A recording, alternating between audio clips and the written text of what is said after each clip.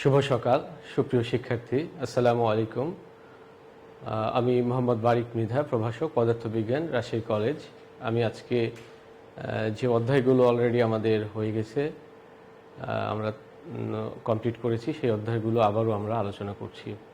আজকে আমি যে বিষয়টা নিয়ে তোমাদের সাথে আলোচনা করব, জ্যামিতিক আলোক বিজ্ঞান, পদার্থবিজ্ঞান দ্বিতীয় পত্র, সিকিউ, এমসিকিউ এবং ম্যাথ বিষয় নিয়ে আমি আলোচনা করব। তো এখানে থাকবে মূলত আমাদের বিভিন্ন বোর্ডে যে প্রশ্নগুলো আসে, এমসিকিউ, সিকিউ এবং প্রবলেম, অ্যাডমিশন টেস্টেরও কিছু প্রশ্ন আলোচনা করব। আশা করি তোমাদের কাজে লাগবে। তো আমি প্রথমেই আসি আমাদের এই অধ্যায়ে যে বিষয়গুলো নিয়ে আমরা সমীকরণগুলো নিয়ে যে আলোচনা করেছিলাম, অনেকগুলো সমীকরণ রয়েছে। আমরা যদি প্রথম থেকে একটু বলি যে মূল যে পয়েন্টগুলো, তার মধ্যে আমাদের যেটা বলতে হয় যে ফার্মাটের নীতি, বিজ্ঞানী ফার্মাট যে প্রিন্সিপাল, ফার্মাট প্রিন্সিপাল, আমরা বলেছিলাম যে আমাদের কাছে প্রতিষ্ঠিত ছিল বিভিন্ন বিজ্ঞানী তত্ত্বের আলোকে যে আলো যখন এক মাধ্যম থেকে আর এক মাধ্যমে যখন আলো যায় প্রতিফলিত বা প্রতিসরিত হওয়ার ফলে, তখন এই আলো সর্বনিম্ন পথ বা সর্বোচ্চ পথ অতিক্রম করে। বিজ্ঞানী ফার্মাট এটাই উনি প্রমাণ করেছিলেন যে প্রতিফলন বা প্রতিসরণের ফলে আলো যে ন্যূনতম বা সর্বোচ্চ দূরত্ব অতিক্রম করে, সেই সময়ে যে সময়টা সে অতিবাহিত করে, এই সময়টাও ন্যূনতম সময় এবং সর্বোচ্চ সময়। তো এটাই বিজ্ঞানী ফার্মাট বলেছিলেন। তো আমি স্নেলের সূত্রে তোমরা এটা জানা আছে যে আপতন কোণের সাইন এবং প্রতিসরণ কোণের সাইন অনুপাত একটি ধ্রুব সংখ্যা। এখানে আমরা যদি বিভিন্ন ধরনের গোলকীয় তলে প্রতিসরণের সূত্র আমরা জানি, মোস্ট ইম্পর্ট্যান্ট লেন্স প্রস্তুতকারকের সমীকরণ, এটা বলা চলে যে প্রত্যেকবার পরীক্ষা এখান থেকে প্রশ্ন আসে এবং এটা একটা বড় অংশ যে এখানে অ্যাডমিশন টেস্টেও প্রশ্ন হয়ে থাকে। লেন্সের সাধারণ সমীকরণ, এখানেও আমরা জানি লেন্সের সাধারণ সমীকরণের বিষয়টা কি আমরা বোর্ডে দেখতে পাচ্ছি স্ক্রিনে। তো এই যে তারপরে পর্যায়ক্রমে আরও যে সূত্রগুলো আমাদের সরল অনুবীক্ষণ যন্ত্র এবং জটিল অনুবীক্ষণ যন্ত্র, এই সমীকরণ, আমাদের আরও কিছু সমীকরণ রয়েছে, যেমন হচ্ছে যে প্রিজমের সমীকরণ বা প্রিজমের বিষয়গুলো, এগুলো আমাদের পরীক্ষাতে খুবই ইম্পর্ট্যান্ট। তো এখন আমরা চলে আসি যে আমাদের মূল বিষয়টাতে। আমরা প্রথমেই যেটা শুরু করব গণিত দিয়ে, ঠিক আছে? তো আমরা এই যে দেখো, এখানে যদি তোমরা একটু লক্ষ্য করো, এখানে একটি উভয়তল, অর্থাৎ দুইটা তলই হচ্ছে অবতল। আমরা লেন্সের ক্ষেত্রে আমরা দেখেছিলাম যে লেন্স হচ্ছে এই যে একটু লক্ষ্য করে যে লেন্স আমাদের সাধারণত অনেকগুলো প্রকার রয়েছে, তার মধ্যে এই দুইটা খুবই গুরুত্বপূর্ণ। একটা হচ্ছে উভয় তল, লেন্সের এই পৃষ্ঠ এবং এই পৃষ্ঠ দুটোই অবতল, আর এই পৃষ্ঠ এবং এই পৃষ্ঠ দুটোই উত্তল। তাহলে এখানে বলেছে যে লেন্সের দুইটা পৃষ্ঠই হচ্ছে কি উভয়তল। আমরা এবং লেন্সের পৃষ্ঠের বক্রতার ব্যাসার্ধ 30 সেন্টিমিটার। এখানে একটু স্ক্রিনটা ক্লিয়ার হচ্ছে না, দেখো যে বক্রতার ব্যাসার্ধ, ওখানে লেখা আছে বক্রতার ব্যাসার্ধ 30 সেন্টিমিটার এবং 20 সেন্টিমিটার। লেন্সটির ফোকাস দূরত্ব পারিপার্শ্বিকের সাপেক্ষে লেন্সের উপাদান প্রতিসরাঙ্ক, মানে ফোকাস দূরত্ব চেয়েছে, ফোকাস দূরত্বের মান কত, আর যে লেন্সের উপাদানের প্রতিসরাঙ্কটাও দেওয়া আছে। এখানে লেন্সের এটা ক্লিয়ার হচ্ছে না, একটু এটা বল করে দিতে হবে। তো আমরা এই প্রবলেমটা যদি আমরা একটু দেখি, তোমরা এখানে দেখতে পাচ্ছ যে এই প্রবলেম বিভিন্নভাবে পরীক্ষায় আসে। যদি এই প্রবলেমটা তোমরা ভালো করে বুঝো, তাহলে আমি তার আগে তোমাদের এই চিত্রটা দেখতে, পরের চিত্রটা এখানে দেখো যে এখানে পরিষ্কার করে বলা আছে যে এটা আমি একটা লেন্সে দেখিয়েছি, এটা হচ্ছে উত্তল লেন্স, উভয়তল, মানে দুইটা পৃষ্ঠ। উত্তল লেন্স বলতে আমরা যে উভয়তল লেন্স, এই দুইটা লেন্সের মধ্যে তোমরা দেখো যে বক্রতার ব্যাসার্ধটা কি। তো আমরা প্রথমটা বক্রতার ব্যাসার্ধ যদি R1 হয়, তাহলে দেখো লাইটটা যদি এটা যদি R1 হয়, লাইটটা যদি এই দিক থেকে পাস করে, তাহলে প্রথমে আলো কি দেখতে পাবে, এই পৃষ্ঠটাকে, তার সঙ্গে দেখা হবে হচ্ছে সারফেসটা হচ্ছে উত্তল।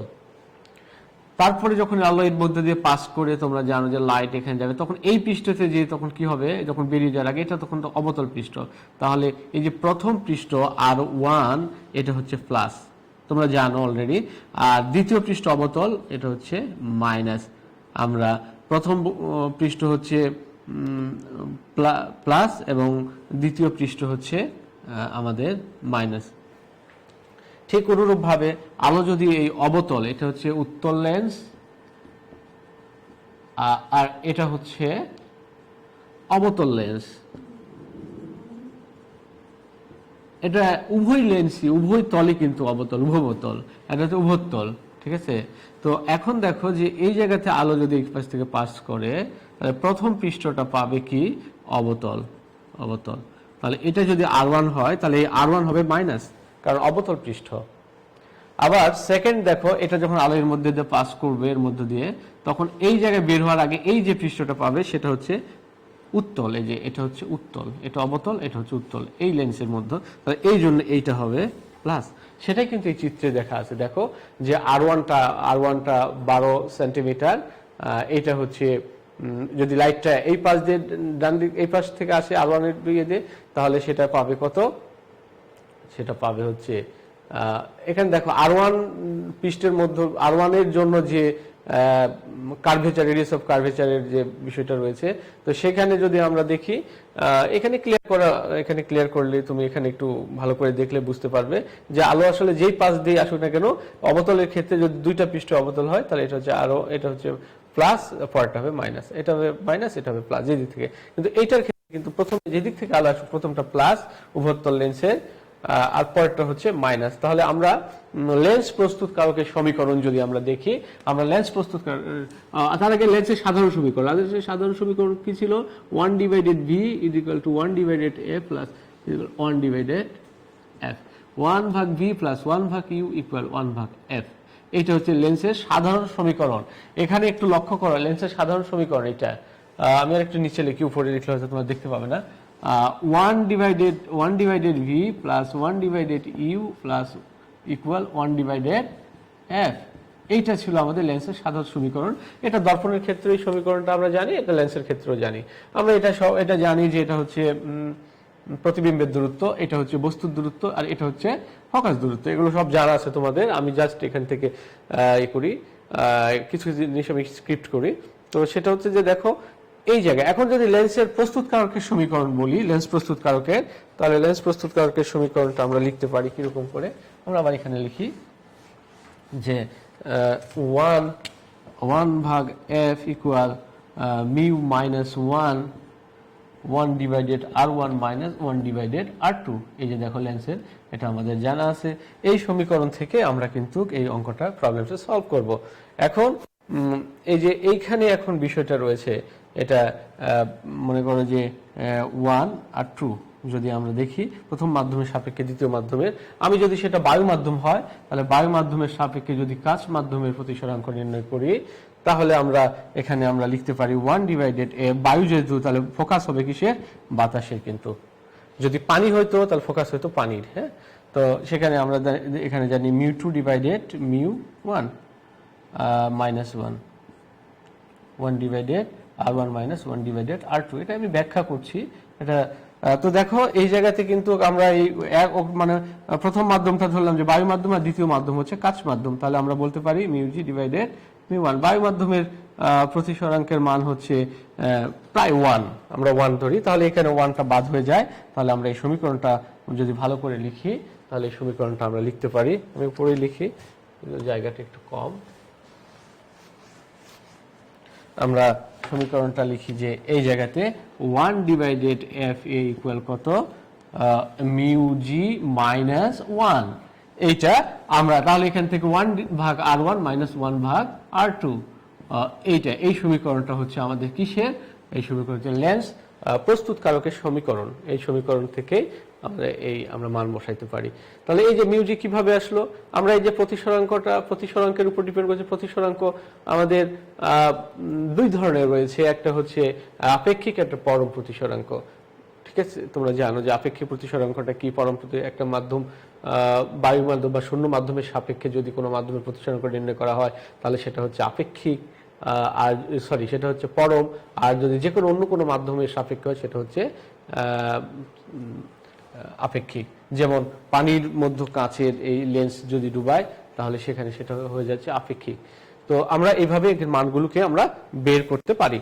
তো এখন এই জায়গাতে আমাদের প্রবলেমের একদিকে একটু লক্ষ্য করি। এখন আমরা একটু প্রবলেমে যাই। প্রবলেমে যদি যাই, একটি উভবতল লেন্সের পৃষ্ঠের বক্রতার ব্যাসার্ধ 30 সেন্টিমিটার। তাহলে প্রথম ব্যাসার্ধ R1 কত? এটা এখানে কি বলেছে? উভবতল, দুইটাই অবতল। তাহলে আমরা R1 ইকুয়াল বলেছিলাম কি মাইনাস, কারণ এই যে উভবতল। তাহলে প্রথম লেন্সে মাইনাস R1 কত? এটা হচ্ছে কত দেখো, 30 সেন্টিমিটার। এখন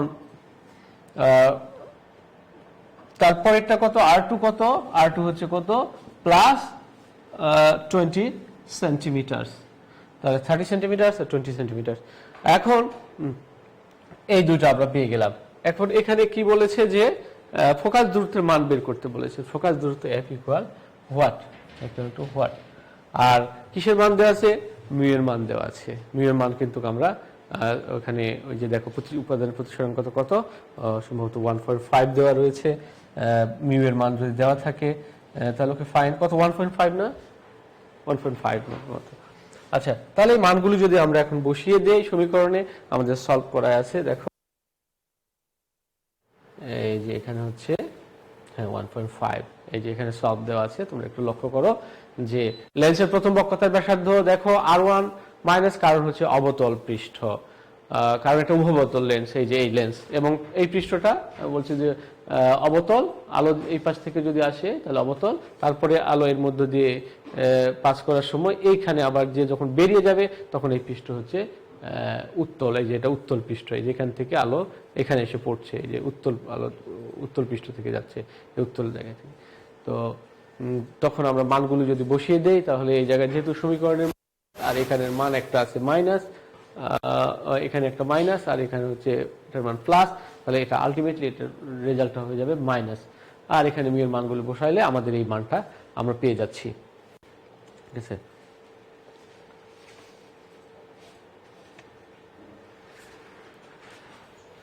আমরা এর পরেরটা প্রবলেমটা দেখি। এটার আগে আমি একটু আরেকটু এগুলো আলোচনা করে নিই একটা।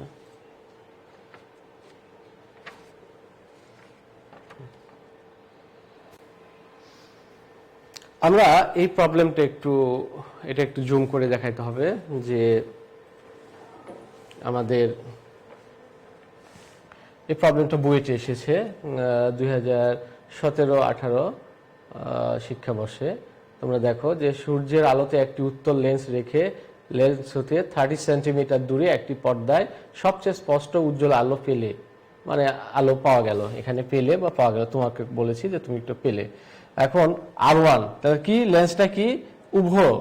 একটি উভত্তল লেন্স, একটি উত্তল লেন্স। তাহলে উত্তল লেন্সের কথা কোথায়? যে এখানে দেখো যে উত্তল লেন্স, সূর্যের আলোতে একটি উত্তল লেন্স রেখে লেন্স হতে 30 সেন্টিমিটার দূরে একটি পর্দায় সবচেয়ে স্পষ্ট উজ্জ্বল আলো পেলে। তাহলে R1 R2 দুইটাই সমান, এটা হচ্ছে সম্ভবত সমতল। তারপরে যে উত্তল লেন্সের দুইটা পৃষ্ঠ সমান। ঠিক আছে, তো অর্থাৎ এই যে R1 এবং R2 মান কত এখানে দেওয়া আছে, দুই ক্ষেত্রে 30 সেন্টিমিটার, এবং হচ্ছে মিউ ডাব্লিউ কত? 4/3। পানিতে লেন্সের ক্ষমতা কত? এক্সিলেন্ট। পানিতে লেন্সের ক্ষমতা কত? তো লেন্সের ক্ষমতা আমরা জানি, ক্ষমতা P ইকুয়াল কত? 1/f। ঠিক আছে, ক্ষমতা P ইকুয়াল টু 1/f। তো এখানে দেখো, এখানে এই প্রবলেমটা যদি আমরা একটু দেখি, আমি এটা কেন এটা দেখলাম যে এর সঙ্গে এটা প্রবলেমটা একই। তোমরা যদি প্রবলেমটা সলভ করো তোমরা সবাই করতে পারবা। তো এটা কিন্তু কঠিন নয়, ওইটার মতো। দেখো সূর্যের আলোতে, এখানে সূর্যের আলো, তার মানে আমরা যদি এখানে 1/v plus 1/u equal 1/f, এটা সমান কত লিখতে পারি? আমরা যদি লিখতে পারি যে mu glass minus 1/R1 minus 1/R2। এখানে লক্ষ্য করো যে এখানে কিন্তু দেওয়া নেই, কিসের দেওয়া নেই, কাঁচের ইয়েটা দেওয়া নেই, এই যে প্রতিসরাঙ্ক, আমরা গ্লাসের প্রতিসরাঙ্ক, কিন্তু পানির প্রতিসরাঙ্ক দেওয়া আছে, কিন্তু পানির প্রতিসরাঙ্ক দেওয়া আছে কত, 4/3। তাহলে আমাদের এখানে যদি আমরা পানির প্রতিসরাঙ্ক যেহেতু দেওয়া আছে আর গ্লাসের প্রতিসরাঙ্ক যেহেতু দেওয়া নেই, তাহলে এখান থেকে আমরা এখানে সলভ করতে পারি। এবং পানিতে ফোকাস কত, তাহলে প্রথমে আমি এই সমীকরণ কেন লিখলাম, কারণ এটা লিখার কারণ হচ্ছে এই সমীকরণের মাধ্যমে আমাদের এই যে এটার মান দেওয়া আছে, ভি এর মান দেওয়া আছে, ভি এর মান কত, লেন্স হতে এত মিটার দূরে একটি পর্দায় সবচেয়ে স্পষ্ট উজ্জ্বল আলো পেলে, তার মানে এটা হচ্ছে 30 সেন্টিমিটার, কারণ পর্দার দূরত্ব।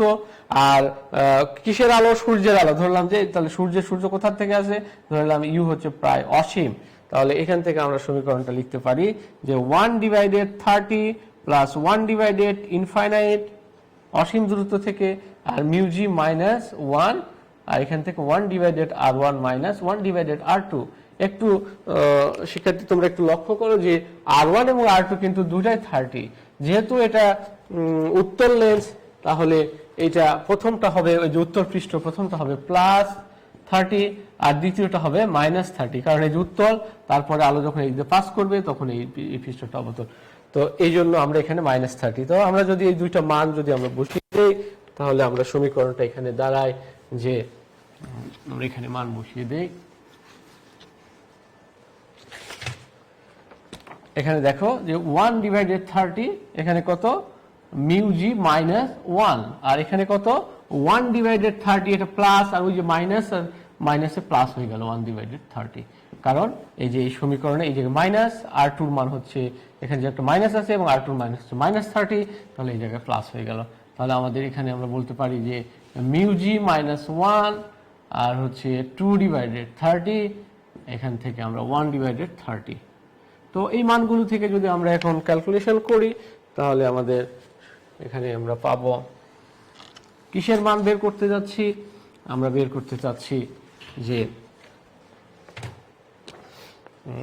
এই যে মিউজি, যেহেতু এটা আমাদের দেওয়া নেই, মিউজি -1 ইকুয়াল টু কত, তাহলে এইখান থেকে যদি কেটে দেয় তাহলে 15, আর 15 যদি এই পাশে আসে তাহলে হাফ, আর মিউজি ইকুয়াল টু কত, 1 প্লাস হাফ, কত 1.5। এইবার পেয়ে গেছি আমরা, মিউজি দেওয়া নেই যেহেতু, আমরা এটা এই প্রিজমের উপাদানের প্রতিসরাঙ্কটা বের করলাম।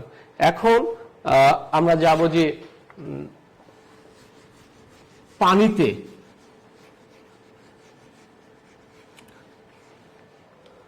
আর এই প্রবলেমে কিন্তু যে এফ এর মানটা দেওয়া রয়েছে,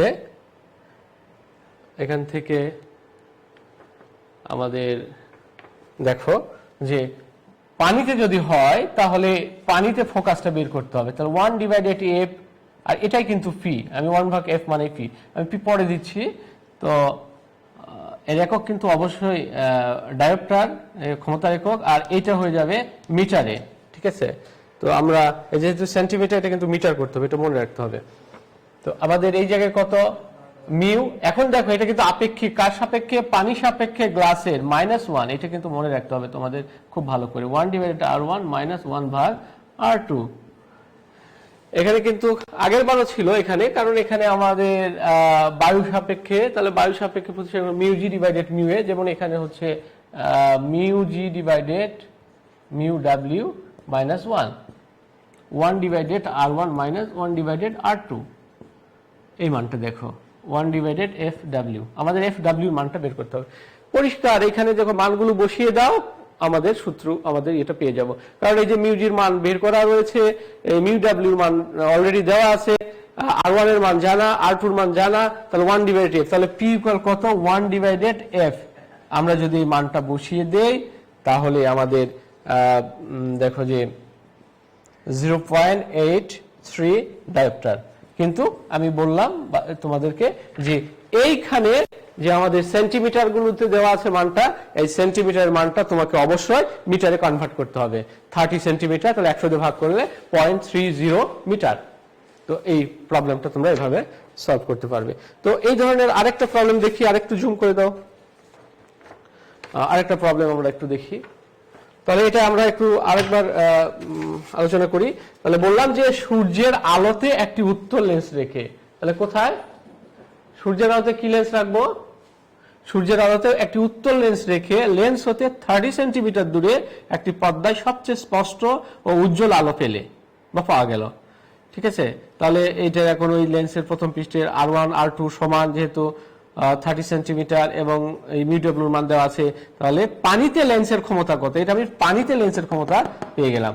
ঠিক আছে, তো আমরা খুব সহজে পেয়ে গেলাম। এখন আরেকটা আমি একটু জুম করতে চাই, এটা একটু দেখো, এটা একটু, তো একটি এটা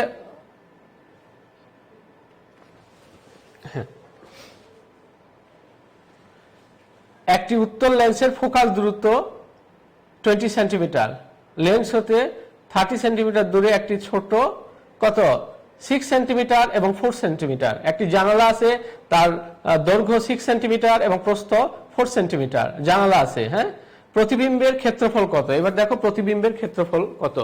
আমরা বিবর্ধন জানি, প্রতিবিম্বের দৈর্ঘ্য ডিভাইডেড বস্তুর দৈর্ঘ্য, এই দুটার অনুপাতই প্রতিবিম্ব, বা আমরা বিবর্ধন m ইকুয়াল কত জানি, বিবর্ধন m আমরা জানি m সমান কত v ডিভাইডেড u। প্রতিবিম্ব আর বস্তুর, প্রতিবিম্বের দৈর্ঘ্য এবং বস্তুর দৈর্ঘ্যের অনুপাত, প্রতিবিম্বের উচ্চতা বস্তুর উচ্চতার অনুপাত, এটাই হচ্ছে আমাদের বিবর্ধন। তাহলে এখানে কি বলেছেন, একটা উত্তল লেন্স, লেন্সটা উত্তল লেন্স, ফোকাস দূরত্ব কত, তাহলে উত্তল লেন্সের ফোকাস দূরত্ব f কত, f হচ্ছে কত 20 সেন্টিমিটার। আমরা জানি যে উত্তল লেন্সের ফোকাস দূরত্ব 20 সেন্টিমিটার এবং এটা হচ্ছে প্লাস। লেন্স হতে এত সেন্টিমিটার দূরে একটি ছোট, যদি এটা বলা হয় না, আমরা ধরে নিলাম যে এটা প্লাস, কারণ উত্তল লেন্সে আমরা কি ধরনের প্রতিবিম্ব পাই, উত্তল লেন্সে আমরা বাস্তব এবং অবাস্তব দুইটা প্রতিবিম্বই পাই। আমরা জানি যে এই যে একটা যদি উত্তল লেন্স হয়, তাহলে এই লেন্সের যে ফোকাস এটা হচ্ছে বাস্তব পাই, সরি। আর হচ্ছে যখন আমরা এখান থেকে প্রতিবিম্ব পাবো, এই প্রতিবিম্বটা হচ্ছে বাস্তব এবং অবাস্তব উভয়ই পাবো। এটা হচ্ছে বাস্তব প্রতিবিম্ব কখন হয়, অবাস্তব প্রতিবিম্ব কখন হয়। তাহলে আমরা যদি এটা একটা লেন্স বলি যে এই লেন্সে আমরা, এটা হচ্ছে ফোকাস, প্রধান ফোকাস F, আর এটা হচ্ছে অপটিক্যাল সেন্টার O। তাহলে এই অপটিক্যাল সেন্টার এবং প্রধান ফোকাসের মাঝখানে যদি কোনো একটা বস্তু রাখি, যে কোনো বস্তু রাখি, তাহলে কিন্তু এটা অবাস্তব প্রতিবিম্ব দিবে। এটা কি প্রতিবিম্ব দিবে? অবাস্তব প্রতিবিম্ব দিবে। এবং এটা কি হবে? বিবর্ধিত হবে। এবং এটা কি হবে? এটা হবে সিধা। বাস্তব প্রতিবিম্ব উল্টা হয় আর অবাস্তব প্রতিবিম্ব সিধা হয়। তাহলে এটা লেন্সটা কি? লেন্সটা কিন্তু উত্তল। আমি বস্তুটাতে কোথায় রেখেছি? প্রধান ফোকাস এবং আলোক কেন্দ্র, অপটিক্যাল সেন্টার, এই যে প্রধান ফোকাস এবং আলোক কেন্দ্র, এই দুইটার মাঝখানে যদি কোনো জায়গায় বস্তু রাখি, তাহলে এটা কি করবে? এটা একটা অবাস্তব প্রতিবিম্ব দিবে। আর অবাস্তব প্রতিবিম্ব হয় সিধা, অর্থাৎ, এবং বস্তু যে পাশে হয় প্রতিবিম্ব সেই পাশে হয়। ঠিক আছে, এবং এই প্রতিবিম্বের দূরত্ব হবে ঋণাত্মক। ঠিক আছে, আর এর বাইরে যদি হয় সেটা হবে বাস্তব। আর অবতল লেন্সের ক্ষেত্রে তোমরা সবাই জানো যে অবতল লেন্সের ক্ষেত্রে তুমি যেখানে রাখো না কেন বস্তু, এটা সবসময় অবাস্তব প্রতিবিম্ব দিবে। আর অবাস্তব প্রতিবিম্ব কি হয়? অবাস্তব প্রতিবিম্ব সবসময় হয় সিধা বা সোজা, এবং এটা সবসময় বস্তু যে পাশে থাকে প্রতিবিম্ব সেই একই পাশে থাকে। তো আমরা এই বিষয়গুলো আমরা একটু দেখি, যে আমি এখানে এই প্রবলেমে কি বলা হয়েছে, যে এফ হচ্ছে কত, একটি উত্তল লেন্সের ফোকাস দূরত্ব এফ কত, এফ হচ্ছে, আমরা একটু মিশিয়ে দিই,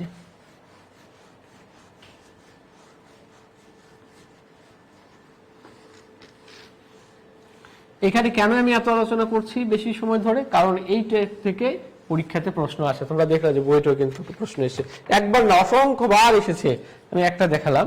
তো একটি উত্তল লেন্সের ফোকাস দূরত্ব কত, এফ কত, এফ হচ্ছে 20 সেন্টিমিটার। আর লেন্স হতে কত 30 সেন্টিমিটার দূরে, লেন্স হতে কত 30 সেন্টিমিটার দূরে একটি ছোট জানালা রয়েছে। তাহলে লেন্স হতে 30 ইউ, বস্তুর দূরত্ব কত দূরে? 30 সেন্টিমিটার দূরে। এখন ভি আমাদের বের করতে হবে, ভি ইকুয়াল হোয়াট। ঠিক আছে, আর এখানে কি দেওয়া আছে, যে একটা জানালা দেওয়া আছে, এই জানালাটা কত, এই জানালাটার দৈর্ঘ্য হচ্ছে কত, দৈর্ঘ্য হচ্ছে 6 সেন্টিমিটার, আর প্রস্থ হচ্ছে কত 4 সেন্টিমিটার ধরলাম। তো জানালার দৈর্ঘ্য 6 সেন্টিমিটার আর প্রস্থ হচ্ছে 4 সেন্টিমিটার। এখন এই জানালা তো বিবর্ধিত হবে, সে কত বিবর্ধিত হয়েছে, তাহলে ওর ক্ষেত্রফল কত? তাহলে এই যে এটার ক্ষেত্রফল কত? এটার ক্ষেত্রফল আমাদের 6 গুণিতক 4 সেন্টিমিটার স্কয়ার, 24 সেন্টিমিটার স্কয়ার। তাহলে এটা হচ্ছে ক্ষেত্রফল। এটা কি? এটা যে বর্তমানে যে জানালা রয়েছে তার ক্ষেত্রফল। কিন্তু তারা চেয়েছে কি, ঠিক আছে, জানালা আছে প্রতিবিম্বের ক্ষেত্রফল। এটা হচ্ছে ওই জানালা মানে বস্তু, প্রকৃত বস্তুর ক্ষেত্রফল চেয়েছে, এটা এখানে আমরা পেলাম। কিন্তু ওরা চেয়েছে কিন্তু কি বলেছে যে প্রতিবিম্বের ক্ষেত্রফল কত। তাহলে প্রতিবিম্বের ক্ষেত্রফলের জন্য আমাদের দেখতে হবে যে কি পরিমাণ বিবর্ধিত হচ্ছে, ওইটা আমাদের বের করতে হবে। তাহলে ধরলাম যে এটা কত বিবর্ধিত হলো, ধরলাম যে বিবর্ধিত হয়ে এরকম, ওখানে না, আমি এখানেই দিই ওইটা বিপরীত। তাহলে এখানে আমরা সূত্রটা অ্যাপ্লাই করি, 1 divided v equal plus 1 divided u 1 divided f. তাহলে এই জায়গাতে আমরা যদি একটু মিলিয়ে দেখি, লক্ষ্য করো যে 1 divided v equal 1 divided f minus 1 divided u. ঠিক আছে, তো আমরা এখানে যদি ক্যালকুলেশন করে আমরা মান বের করি, তাহলে মানগুলো বসিয়ে দাও। মানগুলো বসিয়ে দিলে 1 ডিভাইডেড ভি ইকুয়াল কত? 1 ডিভাইডেড এফ, তাহলে 1 ডিভাইডেড 20 মাইনাস 1 ডিভাইডেড 30। ঠিক আছে, তো আমরা লাস্ট যদি আমরা এখানে এই দুটার ক্যালকুলেশন করে পাই, তাহলে হচ্ছে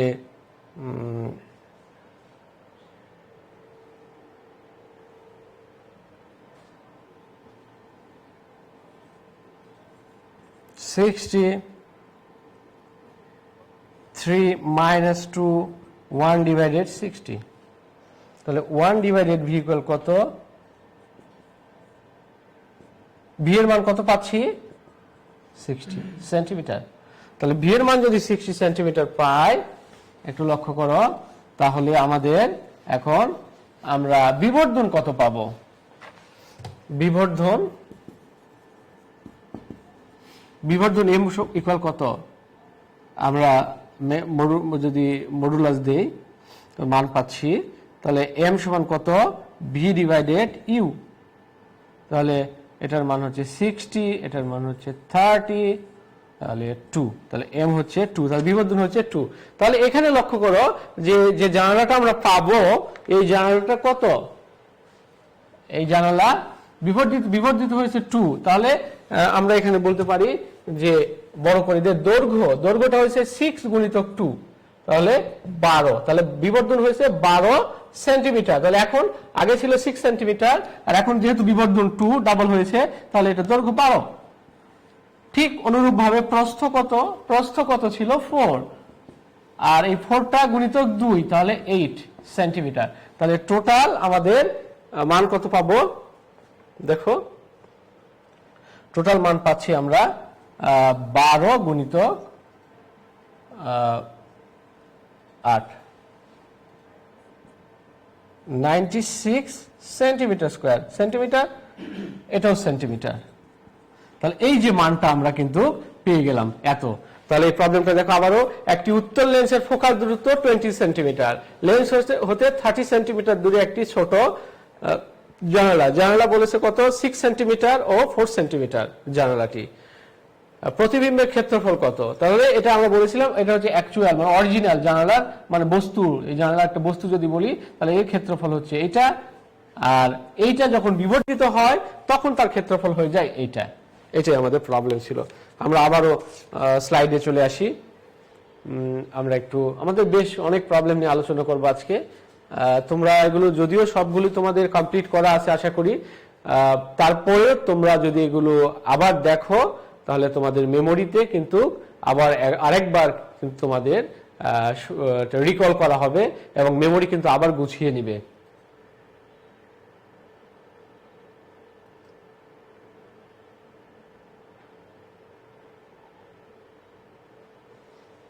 আচ্ছা, এটা আমরা এই অংশটাতে আমরা থেকে এখন আরেকটু যদি প্রিজমের ক্ষেত্রে বলি, আমরা প্রিজম দেখেছিলাম তোমরা,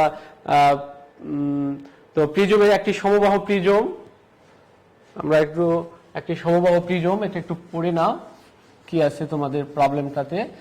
আমরা এই প্রবলেমটা যদি একটু দেখি,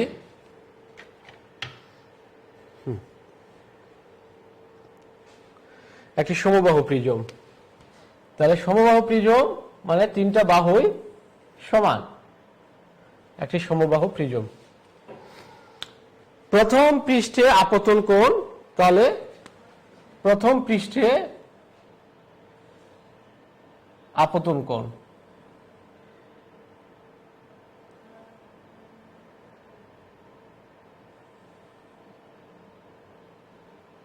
ঠিক আছে?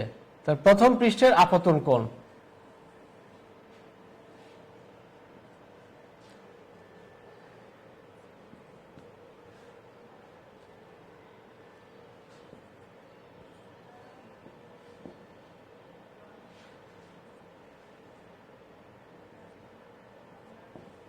তো একটি সমবাহু পৃষ্ঠে প্রথম পৃষ্ঠের আপতন কোণ এত এবং দ্বিতীয় পৃষ্ঠের নির্গমন কোণ হচ্ছে, এখান থেকে যখন বেরিয়ে যায় তখন 40। তাহলে প্রথম পৃষ্ঠের যে আপতন কোণ এটা কত? এটা হচ্ছে ধরলাম যে I1, এটা কত? 45 ডিগ্রি। আর যখন আমার যদিও দাগানো হয়তো বা এক্সাক্ট হয় নাই, তারপরে দেখো যখন বেরিয়ে যাচ্ছে এটা হচ্ছে I2, এটা হচ্ছে 45 ডিগ্রি আপতিত রশ্মি, এটা হচ্ছে আপতিত হলো, এই দিক দিয়ে বেরিয়ে গেল, এই দুটা কোণের মান দেওয়া আছে। বিচ্যুতির মান কত? খুবই সহজ প্রশ্ন। আমরা প্রিজমের প্রবলেমগুলো দেখেছিলাম, এই যে বিচ্যুতির কোণের মান চেয়েছে। তোমরা যদি একটু প্র্যাকটিস করো তাহলে সহজে এটা উত্তর দিতে পারবে, ঠিক আছে? তো আমাদের একটু দেখে নাও যে কত? 35 ডিগ্রি। সূত্রটা কি? বিচ্যুতি I1 প্লাস I2 মাইনাস এ, এগুলো আমরা প্রমাণ করেছি, আমি আর এখানে যাচ্ছি না। এগুলো আমরা খুব ভালো করে যদি ইয়ে হয়, আগে তোমরা সব বইয়ে আছে এবং আমার আগের লেকচারটা দেখো, এগুলো আমরা প্রমাণ করেছি যে এটা আপতন কোণ, এটা বিচ্যুতি, ঠিক আছে? তো এই মানগুলোতে দেখো আমরা এখান থেকে I1 এর মান জানা, I2 এর মান জানা। আর এই যে এই প্রিজম সমবাহুর কারণে প্রিজম এটা কত? 60 ডিগ্রি, 60 ডিগ্রি। তো এই মানগুলো আমরা যদি বসিয়ে দেই তাহলে হচ্ছে 35 ডিগ্রি, ঠিক আছে? এরপরে আমরা আসি যে আবার আমরা পিছনের দিকে যদি ঘুরে যাই, যে একটি সরু প্রিজম, একটি থিন প্রিজম বা সরু প্রিজম। তাহলে সরু প্রিজমের ক্ষেত্রে আমরা সমীকরণটা যদি দেখি, তাহলে সরু প্রিজমের ক্ষেত্রে আমরা একটু দেখো যে সরু প্রিজমের জন্য হচ্ছে আমরা কি পাই, যে ডেল ইকুয়াল কত? মিউ মাইনাস 1 ইন্টু এ। এটাও আমরা কিন্তু প্রমাণ দেখেছি যে সরু প্রিজম কিভাবে আসে। তো তাহলে এখানে এটাও সরু প্রিজমের প্রিজম কোণ, এই মিউ হচ্ছে ওর উপাদানের প্রতিসরাঙ্ক, আর এই ডেল হচ্ছে আমাদের বিচ্যুতি কোণ। তাহলে এই মানগুলি যদি বসিয়ে দেই তাহলে আমাদের সমীকরণ দাঁড়ায় যে মিউ এর মান কত? মিউটাই চেয়েছে, প্রতিসরাঙ্ক কত? মিউ এর মান কত? 1.67। তো এই প্রবলেমগুলো তোমরা খুব সহজে, এটা এমসিকিউ এ কিন্তু আসতে পারে বা বিভিন্ন অ্যাডমিশন টেস্টেও তোমাদের এগুলো প্রশ্ন হতে পারে।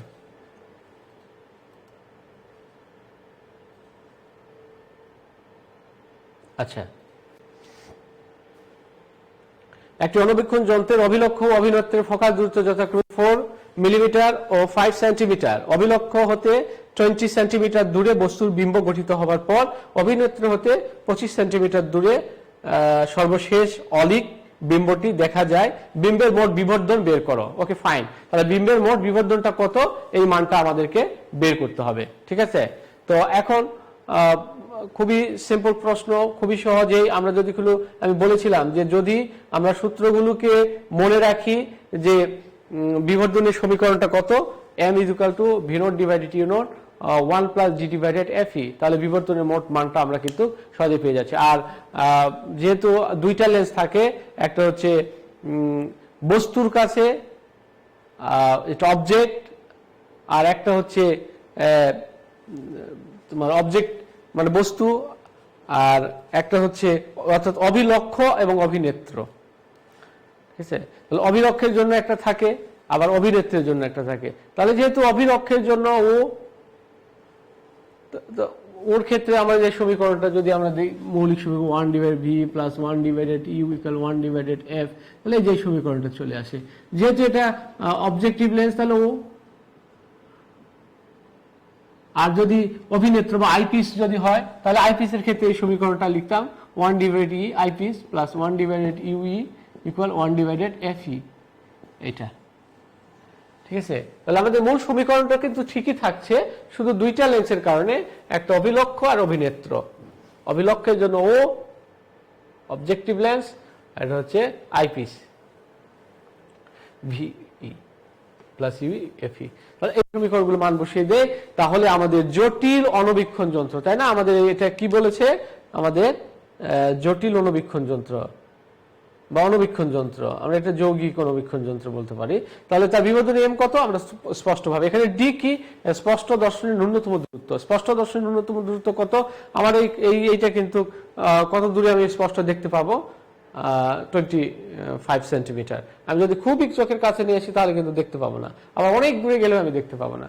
চোখ সবচাইতে স্পষ্ট দেখবে আমার এই মার্কারটাকে যদি 25 সেন্টিমিটার দূরে থাকে। তাহলে স্পষ্ট দর্শন, ডি হচ্ছে স্পষ্ট দর্শনের ন্যূনতম দূরত্ব, যে দূরত্ব থেকে আমরা বস্তুকে স্পষ্ট দেখতে পাই। ঠিক আছে, আমরা তোমরা যদি একটু দেখো যে প্লেন আকাশে উড়ে যাচ্ছে, আর একটা চিলো, একটা ঈগল পাখি উড়ে যাচ্ছে, তাহলে দুইটা কিন্তু আমরা দেখি যে একই, ওদের মনে হয় যে একই, ঈগল যত বড় প্লেনও তত বড়। আসলে কি বাস্তবে তাই না? এটা কি কারণে, আমরা যদি চাঁদ এবং সূর্যের দিকে কল্পনা করি, চাঁদের দিকে তাকালেও যত বড় চাঁদ, সূর্যের দিকে তাকালেও তাই, দুইটাই কিন্তু, অথচ দুইটাই কিন্তু একই নয়। চাঁদ মাত্র 4 লক্ষ কিলোমিটার দূরে, আর সূর্য প্রায় 15 কোটি কিলোমিটার দূরে। এদের দ্রুত কাছে, আর কোথায় কোটি আর কোথায় হচ্ছে লক্ষ, কিন্তু বড়র ক্ষেত্রেও কিন্তু অনেক। এই যে দূরত্ব, তার মানে আমাদের চোখে যে বীক্ষণ কোণ তৈরি করে, তার সেটার উপর ডিপেন্ড করে বস্তুটাকে ছোট বা বড় আমরা দেখি, এটা মূল বিষয়। তো ঠিক প্লেনের ক্ষেত্রেও তাই।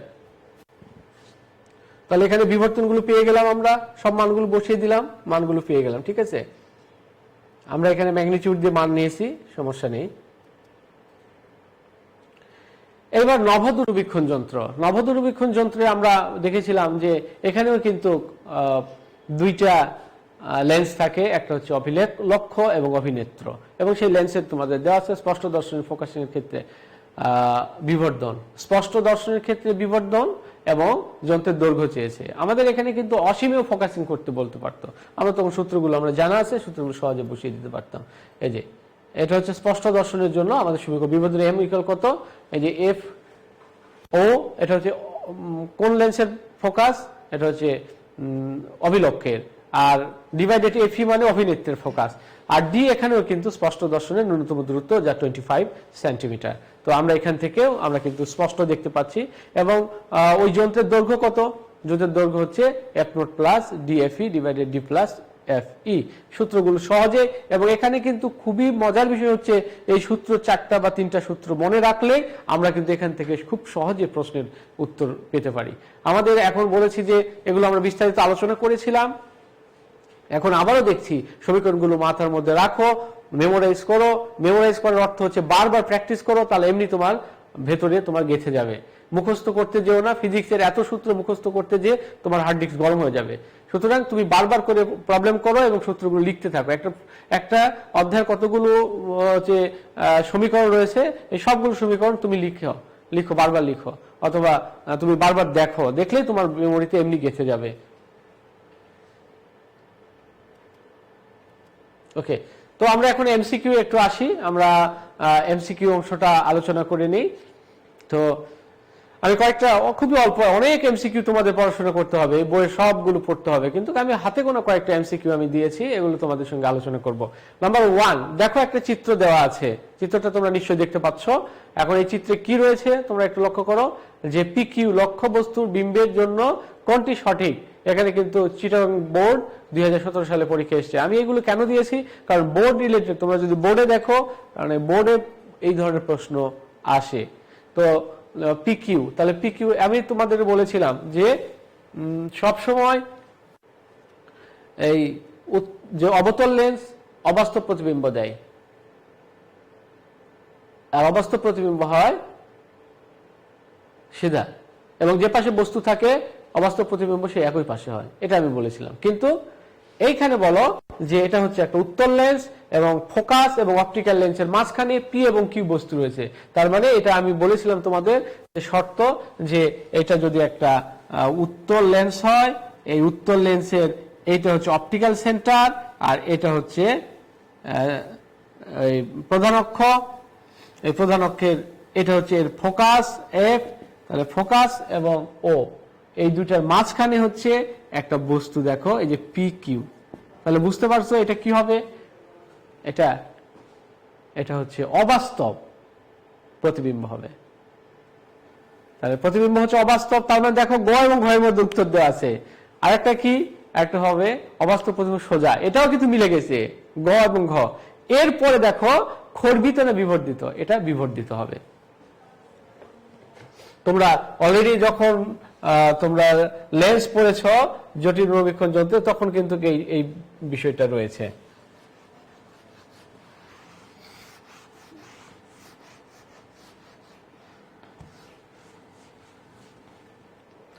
হ্যাঁ, এরপরে প্রশ্ন, তাহলে এটার উত্তরটা হবে কোথায়? ঘ। 2 নম্বর কি, জটিল দূরবীক্ষণ যন্ত্রে গঠিত চূড়ান্ত বিম্ব কিরকম হয়? চূড়ান্ত বিম্বটা কি হয় জটিল দূরবীক্ষণ যন্ত্রে? প্রথম লেন্স কি করে? প্রথম লেন্স একটা বাস্তব প্রতিবিম্ব দেয়, তারপরে ওই বাস্তব প্রতিবিম্ব দ্বিতীয় লেন্সের জন্য, প্রথম লেন্সের বাস্তব প্রতিবিম্ব দ্বিতীয় লেন্সের জন্য সেটা বস্তু হিসেবে কাজ করে। এবং সেটা কোথায় গিয়ে গঠিত হয়? সেটা গঠিত হয় ওই যে অপটিক্যাল সেন্টার এবং মানে প্রধান ফোকাসের মাঝখানে। তখন ওইটা আবার দ্বিতীয় লেন্সটা কি করে? তাকে বিবর্ধিত করে। এবং কি করে? ওইটা একটা, যেহেতু প্রথম লেন্সের ফোকাস, প্রথম লেন্সের প্রতিবিম্ব দ্বিতীয় লেন্সের অপটিক্যাল সেন্টার এবং প্রধান ফোকাসের মাঝখানে হয়, সুতরাং বা কোনো একটা স্থানে হয়, সুতরাং ওইটা হবে কি? অবাস্তব। তাহলে ফাইনাল বিম্বটা হবে অবাস্তব। তাহলে এটা আমরা কি বলতে পারি? যে অবাস্তব প্রতিবিম্ব উল্টা এবং বিবর্ধিত। তাহলে গ, উত্তরটা কি? উত্তরটা হচ্ছে গ। Radio telescope. রেডিও টেলিস্কোপ তোমরা জানো যে অনেকগুলো ধরনের টেলিস্কোপ রয়েছে, তার মধ্যে একটা হচ্ছে রেডিও টেলিস্কোপ। রেডিও টেলিস্কোপে আসলে আমরা কোন প্রকৃতি, এটা কি শোষক, বিচ্ছুরক, প্রতিসরক না প্রতিফলক? এটা হচ্ছে প্রতিফলক। তোমরা নেটে সার্চ দিয়ে দেখবা যে রেডিও টেলিস্কোপ, এরকম প্রশ্ন কিছু আসে ডিরেক্ট বইয়ে না থাকলেও, আমি 2টা বই 3টা বই খুঁজেছি, রেডিও টেলিস্কোপের এটা অনেক বইয়ে নেই। তবে তোমরা নেট সার্চ দিলে তোমরা দেখতে পাবে যে রেডিও টেলিস্কোপটা প্রতিফলক প্রকৃতির। এরপরে কোন বর্ণের রশ্মিকে মধ্য রশ্মি বলা হয়? এটা অনেকবার পরীক্ষা এসে, বিভিন্ন অ্যাডমিশন টেস্টে পরীক্ষা এসছে তোমাদের। তো এটা হচ্ছে উত্তর কি? হলুদ। আমরা যদি বেনি আসক কলা যদি দেখি, তাহলে মাঝখানে কিন্তু ওইটা না, মাঝখানে কি পাওয়া যাচ্ছে? মাঝখানে হচ্ছে সবুজ। কিন্তু আসলে মধ্য রশ্মি কি? মধ্য রশ্মি হচ্ছে তোমার লাল এবং বেগুনি, এই দুইটা যদি গড় করা হয় তাহলে আমরা যেটা পাই, যে ওয়েভলেন্থটা পাই হলুদের।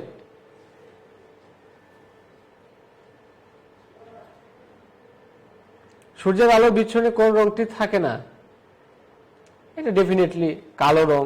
কারণ আমাদের জানি যে স্যার আইজ্যাক নিউটন আমাদের যে মৌলিক রং, যেগুলো মৌলিক রং 3টা, তাই না? সেটা কি? আসল,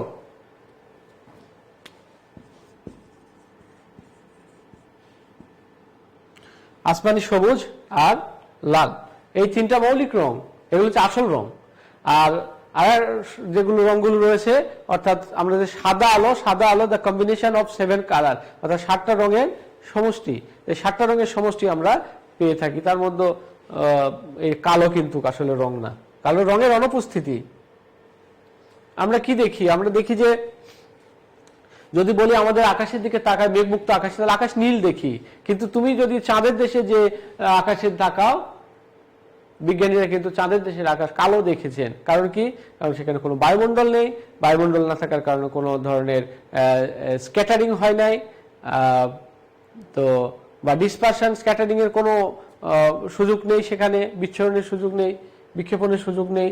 তো এই জন্য আমরা আলোটা কি দেখতে পাই? অর্থাৎ সূর্যের আলো বিচ্ছুরণে আমরা ওখানে কালো রং দেখতে পাই, অর্থাৎ কোনো রং নেই, কোনো রঙের অনুপস্থিত, সব রঙের অনুপস্থিত, মানে ওটা হচ্ছে কালো। আচ্ছা, এরপরে আমরা আসি যে জটিল অনুবীক্ষণ যন্ত্রের অবিলক্ষ্য অবিরত বিবর্ধন এত এত হলে মোট বিবর্ধন কত? তাহলে মোট বিবর্ধন কত? এদের গুণফল, অর্থাৎ প্রথম ফোকাস, প্রথম হচ্ছে লেন্স যেটা বিবর্ধিত করলো, আবার দ্বিতীয় লেন্স বিবর্ধিত করলো, এই দুইটার হচ্ছে কিন্তু যোগফল, গুণফল। সময় কম, একটু দ্রুত যাচ্ছি। এখানে দেখো যে একটি আদর্শিক কাচের লেন্সের ফোকাস দূরত্ব 0.2 মিটার এবং বিবর্ধন হচ্ছে 2.6 হলে ন্যূনতম কত দূরত্বে বই রেখে স্পষ্টভাবে পড়া যাবে? তোমরা একটু ক্যালকুলেশন করে নিও। আমরা জানি যে বিবর্ধন 1 প্লাস ডি ডিভাইডেড এফ, আর 1 divide v plus 1 equal to 1 divided f. এই দুটো সমীকরণ কম্বিনেশন করে তোমরা মান বেশি নেব। এটার মান হচ্ছে 0.32, অর্থাৎ খ। জটিল অনুবীক্ষণ যন্ত্রে গঠিত চূড়ান্ত বিম্ব কিরকম হয়? আবারও এসছে, সম্ভবত এটা দুইবার এসছে, এগুলো বারবার এসেছে প্রশ্ন, এগুলো আমি দেখিয়েছি। হ্যাঁ, বিভিন্ন প্রশ্ন সালে এসছে বলে আমি এটা বারবার করে আমি দিয়েছি। নিচের কোন রঙের বিচ্যুতি সবচেয়ে বেশি? অনেকবার পরীক্ষা এসছে, কোন রঙের বিচ্যুতি সবচাইতে বেশি?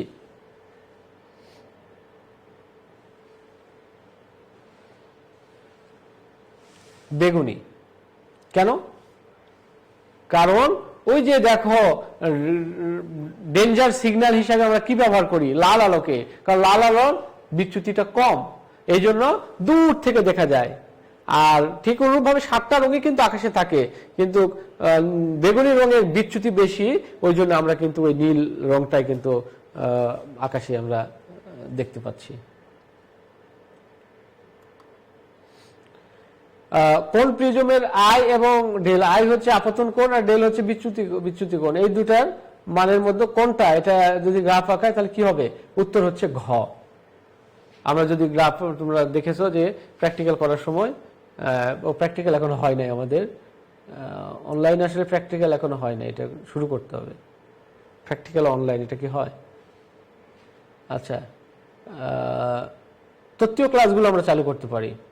সরু প্রিজমের ক্ষেত্রে কোনটি সঠিক? এই যে আমরা প্রবলেম এখন যে ডেল এ মিউ মাইনাস 1, এখনই আমরা প্রবলেমটা সলভ করেছিলাম। উত্তর হচ্ছে খ। 12 খ, 11 ঘ। এটা দেখো 13 নম্বর। 6 সেন্টিমিটার লম্বা একটি বস্তুকে 16 সেন্টিমিটার ফোকাস দূরত্বের একটি উত্তল লেন্স থেকে 12 সেন্টিমিটার দূরে স্থাপন করা হলো। এক্ষেত্রে সঠিক উত্তরটা কোনটা হবে? সঠিক উত্তর হচ্ছে ক, 1 এবং 2। তোমরা মিলাই নিও। এখানে দেখো 14 নাম্বার। 14 নম্বর বলেছে যে 1/u বনাম 1/b লেখচিত্র। এটা কোনটা হবে? কোনটা হবে? এটা হবে স্ট্রেট লাইন, এবং এটা হচ্ছে উত্তর হচ্ছে ক। বারবার করে এই যে বহুবার সালের প্রশ্নগুলো সেই জন্য আমি দিয়েছি। ওকে, তো আমরা এখন উদ্দীপক আলোচনা করব। একটি উত্তল লেন্সে দেখো বক্রতার ব্যাসার্ধ যথাক্রমে 20 সেন্টিমিটার ও 40 সেন্টিমিটার। লেন্সের 60 সেন্টিমিটার সামনে একটি লক্ষ্যবস্তু রাখলে 30 সেন্টিমিটার পেছনে প্রতিবিম্ব সৃষ্টি হয়। ওকে, পরিষ্কার করে বলা আছে। উপাদানের প্রতিসরাঙ্ক কত? লেন্সটির কি উপাদানের প্রতিসরাঙ্কের মান বের করতে বলেছে। তাহলে লেন্সের উপাদানের প্রতিসরাঙ্কের মান আমরা বের করতে পারি। এখানেও কিন্তু সমীকরণটা অলরেডি যে আমরা প্রবলেমটা সলভ করেছি, ওই প্রবলেমে এই সিকিউর উত্তর রয়েছে। এই সিকিউরটা বহুবার বহু সালে এসেছে, অনেক অ্যাডমিশন টেস্টে এসেছে, ঘুরিয়ে ফিরিয়ে বিভিন্ন রকমের একটু চেঞ্জ করে এগুলো এসেছে। তো তোমরা যদি একটু দেখো, মাথা ঠান্ডা করো। আমি কিন্তু জ্যামিতিক, এই যেটা হচ্ছে অপটিক্স বলে, যে geometrical optics and physical optics, এই দুইটা অধ্যায় কিন্তু খুবই সহজে প্রশ্নের উত্তর পাওয়া যায়, কমন পাওয়া যায়। এটা অনেকের কাছে মনে হয় যে অধ্যায়টা কঠিন এবং তারা খুব ভালোভাবে প্রিপারেশন নিতে চায় না সাধারণত। কিন্তু তোমরা আশা করি যে এই অধ্যায়টা তোমরা ভালো করে প্রিপারেশন নিবা, এবং এই অধ্যায়তে সহজেই কিন্তু সিকিউ এবং প্রশ্নগুলো কমন পাওয়া যায়। তো আমরা একটি উত্তল লেন্সের বক্রতার ব্যাসার্ধ যথাক্রমে 20 সেন্টিমিটার এবং 40 সেন্টিমিটার, 60 সেন্টিমিটার সামনে। তাহলে আমরা একটু দেখে আসি উদ্দীপকের লেন্সের উপাদান প্রতিসরাঙ্ক কত। আমাদের প্রতিসরাঙ্কের সমীকরণ কিন্তু আমরা সহজেই আমরা বের করতে পারি। কত? যে 1 ডিভাইডেড এফ ইকুয়াল কত? Mu minus 1। এই সমীকরণ থেকে আমরা পাবো 1 divided r1 minus 1 divided r2।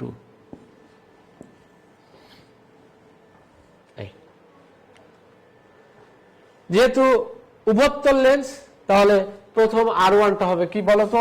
প্রথম r1টা হবে প্লাস দ্বিতীয় R2 হবে মাইনাস, তার আলটিমেটলি এটা প্লাস, এটা মাইনাস আর একটা মাইনাস, টোটালটা হয়ে যাবে প্লাস। আর প্রতিসরাঙ্কের মান যেহেতু কখনোই একের চাইতে ছোট নয়, তাহলে এটাও প্লাস, তাহলে ফোকাস কিন্তু হয়ে যাবে প্লাস। প্রতিসরাঙ্কের মান কিন্তু কখনোই একের চাইতে কম হতে পারে না। অনেক প্রশ্ন, কেন কেন কেন এগুলো প্রশ্ন সবগুলো কিন্তু বই আছে, তোমাদেরকে পড়তে হবে, বই পড়তে হবে। আসলে বিজ্ঞান জানার জন্য নিজেকে অনেক চেষ্টা করতে হবে। প্রত্যেকটা কেনর উত্তরই আছে, একটা দুইটা কেনর উত্তর হয়তো বা তোমাকে নেট সার্চ দিতে হবে বা আরো একটু দূরে এগিয়ে যেতে হবে, আরো বই পড়তে হবে বা স্যারদের সঙ্গে বলতে হবে, কিন্তু সবগুলো উত্তর কিন্তু আছে। আচ্ছা, তো এখন এই জায়গাতে আমরা রেডিমেড জিনিসের চাইতে সবসময় রেডিমেড নিতে চাই। একটু যদি পরিশ্রম করি তাহলে র ম্যাটেরিয়াল থেকে কোনো কিছু জিনিস বানানোর একটা মজাই আলাদা, তাই না? তো চেষ্টা করো।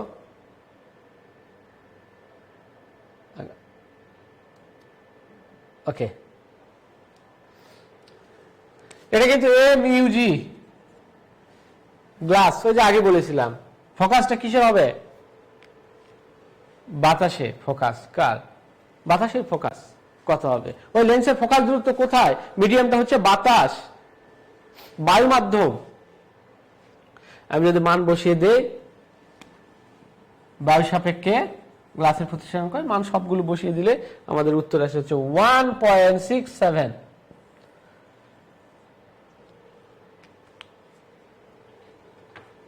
এটা পেয়ে গেলাম। দেখো খুবই কিন্তু সহজ। আমি এর আগে প্রবলেমটা করছি, ওই প্রবলেমে কিন্তু মান বসিয়ে দিলাম। এই যে এখানে বললাম যে এটা প্লাস মাইনাস প্লাস মাইনাস, আর এটা এর মানটা কি? এর মানটা স্পষ্টভাবে তোমাদেরকে দেওয়া রয়েছে। না, এটা মান বের করলাম, সরি। এর পরেরটা একটু তোমরা দেখো, পরেরটা কি বলছে? পরেরটা বলেছে যে বায়ুতে লেন্সের ফোকাস দূরত্ব FA বের করতে হবে। এখন বলা হলো যে পানিতে ওটা, তাহলে প্রথমে কি লেন্সটা বাতাসে রাখা হলো, তাহলে ফোকাস দূরত্ব বায়ুতে পেলাম, লেন্সের ফোকাস দূরত্ব। এরপরে কি লেন্সটাকে পানির মধ্যে রাখলাম, পানির মধ্যে রাখলে তখন এই সূত্রটা কি হয়ে যাবে বলতো? তাহলে ফোকাস তখন পাবো পানিতে।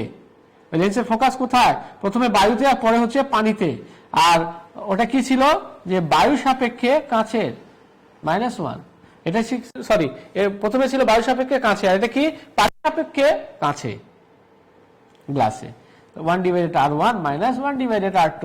যেহেতু এর কোনো পরিবর্তন হবে উপাদানের না, এরা তো ছোট বড় হবে না, কিন্তু ফোকাস পরিবর্তন হচ্ছে। তাহলে এই দুইটা মান যদি আমি এখন কি করি, আমরা এখন দেখি, তাহলে এখানে কি লেখা যায়? μg divided μw -1।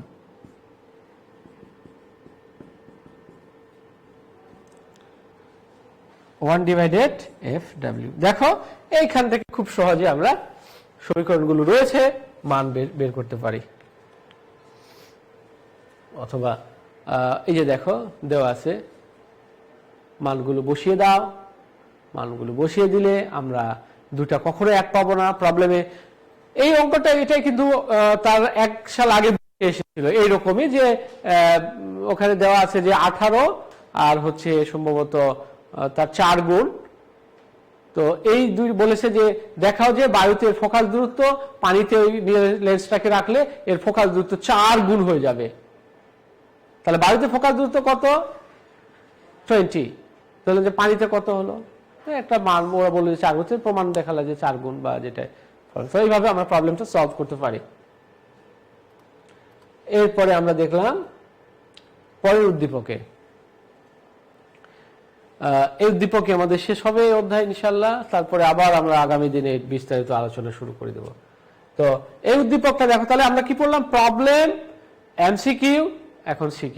একজন শিক্ষার্থী একটি সমবাহু ত্রিভুজ নিয়ে ন্যূনতম বিচ্যুতি নির্ণয়ের জন্য একটি একবর্ণী আলো ব্যবহার করলো এবং নির্দিষ্ট আপতন কোণের জন্য আলোকের রশ্মি ন্যূনতম কোণ বিচ্যুত হলো। ওকে, ফাইন, শর্ত এক্সিলেন্ট। প্রিজমটির উপাদানের প্রতিসরাঙ্ক 1.48। উদ্দীপকের আলোকে ন্যূনতম বিচ্যুতি কোণের মান নির্ণয় করো। প্রিজমের উপাদানের প্রতিসরাঙ্ক দেওয়া রয়েছে। তাহলে এইবার বলেছে প্রিজমের প্রথম পৃষ্ঠে কিভাবে আলো ফেললে তা দ্বিতীয় পৃষ্ঠের গা ঘেঁষে নির্গত হবে। ওকে, ফাইন, শর্তটা কি দেখো, আমাদের এখানে কিন্তু চলে এসছে সেই টোটাল রিফ্লেকশন, তারপর ক্রিটিক্যাল অ্যাঙ্গেল, এই বিষয়টা চলে এসছে। আমরা জেনেছিলাম যে এটা যদি ঘন মাধ্যম হয়, এটা যদি ঘন মাধ্যম হয় আর এটা যদি হালকা মাধ্যম হয়, যেমন এটা হচ্ছে পানি মাধ্যম, এটা হচ্ছে বায়ু মাধ্যম, ঠিক আছে? তো আলো কি করলো, আর এটা হচ্ছে এবি বিভেদ তল, এটা পানি আর এটা হচ্ছে বায়ু। তো আলোটা কি করলো, কখন বিভেদ তল ঘেঁষে যাবে?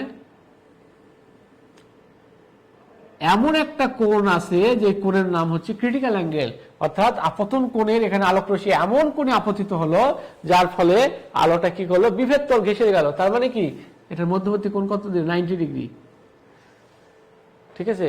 তাহলে যে শর্তে যায় এই অ্যাঙ্গেলকে বলা হয় ক্রিটিক্যাল অ্যাঙ্গেল।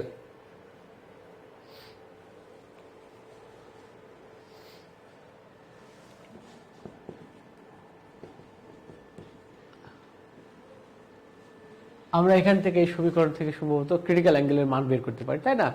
আমরা যদি মাধ্যমের ওই প্রতিসরাঙ্ক জানি তাহলে কিন্তু আমার ওই ক্রিটিক্যাল অ্যাঙ্গেলটা বের করা যেতে পারে, ঠিক আছে? বের করতে পারবো, আমরা প্রবলেমে দেখব।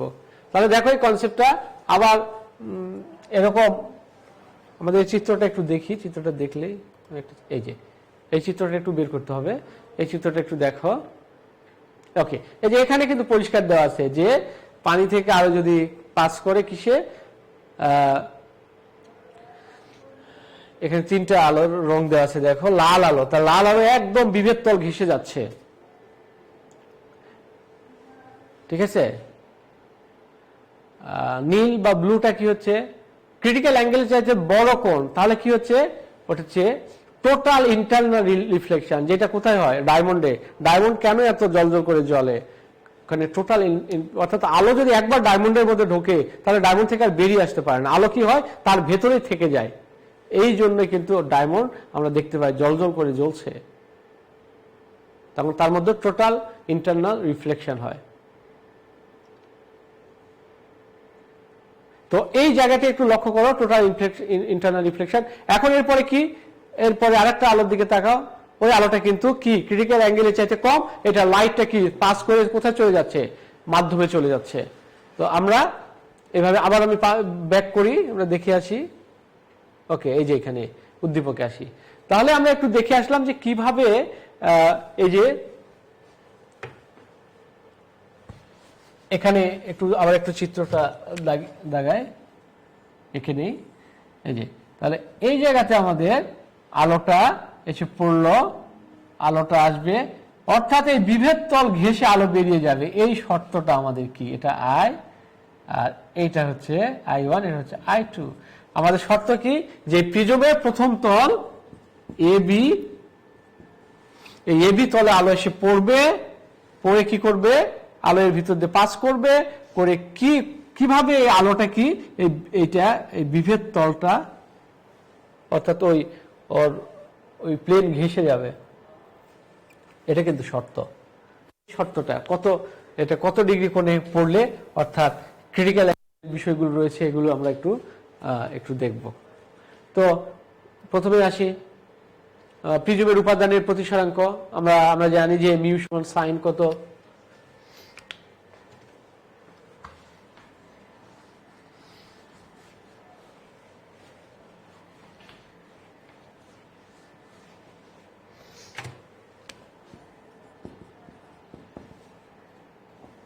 a plus del m divided 2 divided sin a divided 2। এই যে এটা হচ্ছে মিশিয়ে দিলাম প্রিজম কোণ, এই যে প্রিজমের যে এটা হচ্ছে প্রিজম কোণ এ, ডেল এম হচ্ছে ন্যূনতম বিচ্যুতি, আপতিত রশ্মিকে সামনের দিকে এবং প্রতিফলিত পেছনের দিকে যদি আমি বর্ধিত করি তাহলে এটা যে কোণ উৎপন্ন করে সেটা হচ্ছে প্রিজম কোণ, তাই না? আমরা জানি।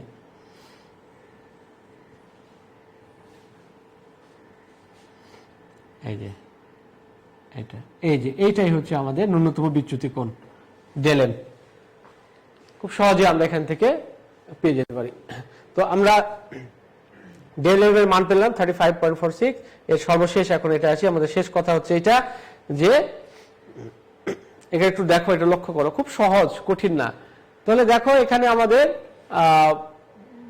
এখান থেকে ক্রিটিক্যাল অ্যাঙ্গেল বের করা যায়। ক্রিটিক্যাল অ্যাঙ্গেল বের করা যায় সমীকরণ কত, এই যে এই সমীকরণ sin θ c 1/μ, কারণ স্নেলের সূত্র আপতন কোণ এবং প্রতিসরণ কোণের মান হচ্ছে আপতন কোণের মান এবং প্রতিসরণ কোণের মান ধ্রুব সংখ্যা। এই যে স্নেল মিউ ইকুয়াল টু কত, sin I1 sin I2, ঠিক আছে। তাহলে এই আপতন কোণের মান কত হবে, এটা হচ্ছে ক্রিটিক্যাল অ্যাঙ্গেলের সমান হবে, তবে এটা কি হবে 90 ডিগ্রি মান হয়ে যাবে। তাহলে এখান থেকে আমরা কি লিখতে পারি না, এটা বলো। খুব সহজে আমরা এখান থেকে লিখতে পারি না যে বিজ্ঞানী স্নেল বলেছেন, স্নেলের সূত্র যে আপতন কোণের সাইন এবং প্রতিসরণ কোণের সাইন অনুপাত একটি ধ্রুব সংখ্যা। কিন্তু শর্ত কি, শর্ত হচ্ছে ঘন মাধ্যম থেকে হালকা মাধ্যমে যাইতে হবে, একজোড়া নির্দিষ্ট মাধ্যম এবং একই বর্ণের আলোর জন্য। এগুলো শর্ত রয়েছে, তোমরা জানো শর্তগুলো, খুব ভালো বইও দেওয়া আছে স্পষ্ট করে। তো আমি বলছি যে আপতন কোণের সাইন এবং প্রতিসরণ কোণের সাইন অনুপাত একটি ধ্রুব সংখ্যা। যেহেতু ঘন মাধ্যম থেকে আলো যাচ্ছে বিভেদ তলে ঘেঁষে, অর্থাৎ এই কোণের মান 90 ডিগ্রি হবে, অর্থাৎ I2 ইকুয়াল টু 90 ডিগ্রি আর I1 ইকুয়াল টু কত, ক্রিটিক্যাল অ্যাঙ্গেল। তাহলেই কিন্তু এই যে শর্ত critical angle i c theta i c, I1 মানে হচ্ছে থেটা সি, আর এই I2 হচ্ছে 90 ডিগ্রি। যদি এরকম হয় তাহলে আমরা লিখতে পারি মিউ ইকুয়াল টু কত, সাইন থেটা সি। তাহলে সাইন থেটা সি আমরা এখান থেকে আমরা মান বের করতে পারি, ঠিক আছে।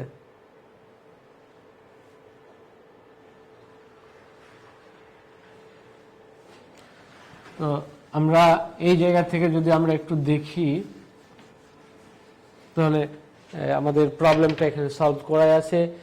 এখানে দেখো আমরা থেটা সির মান পেয়েছি 42.51।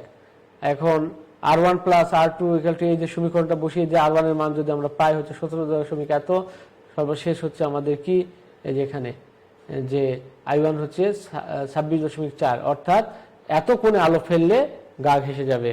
এইরকম খুবই ইম্পর্ট্যান্ট, এইটা একটু তোমরা দেখে নিও যে আলো যদি তোমাদের আপতিত হয় তাহলে সেই ওইখানে যে কোণে আপতিত হয়েছে তার মান হচ্ছে এইটা আগেরটা, আর এই কোণে যদি আপতিত হয় অর্থাৎ I1 এর মান যদি কত 26.4 ডিগ্রি হয় তাহলে কিন্তু আলোটা ওইখান থেকে কি হবে, বিভেদ তল ঘেঁষে যাবে, গা ঘেঁষে যাবে, এই শর্ত।